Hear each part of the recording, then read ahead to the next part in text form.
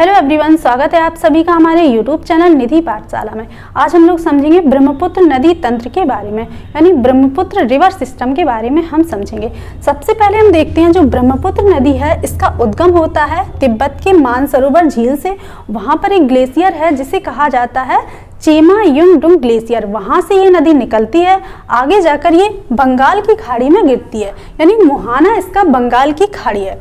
अब हम देखते हैं यह नदी 3 देशों से होकर के बहती है, यानी ब्रह्मपुत्र नदी है वो 3 देशों से होकर के बहती है। वो हमारे देश हैं चीन, यानी चीन से ये निकलती है, उसके बाद भारत, उसके बाद बांग्लादेश में ये एंट्री करती है। अब हम देखते हैं इसकी लंबाई, यानी ब्रह्मपुत्र नदी की टोटल लंबाई है 2900 किलोमीटर।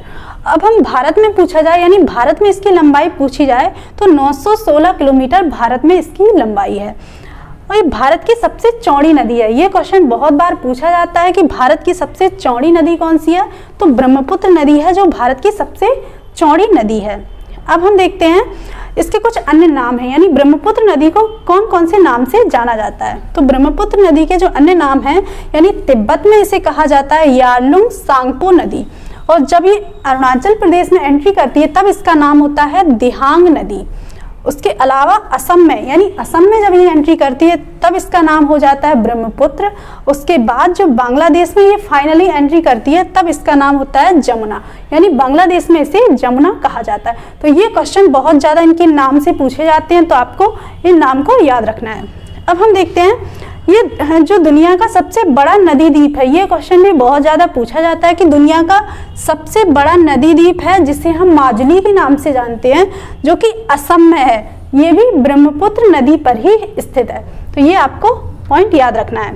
अब हम देखते हैं सहायक नदियों के बारे में, यानी जो ब्रह्मपुत्र नदी है उसकी कौन कौन सी सहायक नदियाँ हैं। तो ये हम देखते हैं दाईं ओर से, यानी राइट साइड से कौन सी नदी ब्रह्मपुत्र नदी में मिलती है, और ये बाईं ओर से, यानी लेफ्ट साइड से कौन कौन सी नदियाँ इसमें ब्रह्मपुत्र नदी में मिलती हैं। जो दाईं ओर से मिलती हैं वो है तीस्ता नदी, एक है संकोस नदी, मानस नदी और सुबनसिरी नदी। ये कुछ नदियां हैं जो राइट साइड से मिलती हैं। जो तीस्ता नदी है वो चोलामू झील से निकलती है जो कि सिक्किम में है, ये आपको याद रखना है। अब हम देखते हैं बाईं ओर से, यानी लेफ्ट साइड से कौन कौन सी नदियां इसमें मिलती हैं।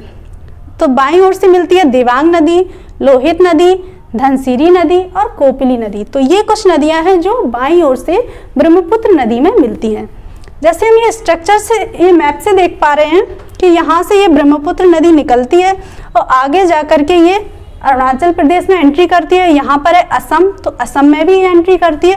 उसके बाद ये आगे जा करके बांग्लादेश में होते हुए बंगाल की खाड़ी में यहाँ पर गिर जाती है। तो आई होप फ्रेंड्स ब्रह्मपुत्र नदी के बारे में जितने भी पॉइंट थे आपको बहुत अच्छे से समझ में आए होंगे।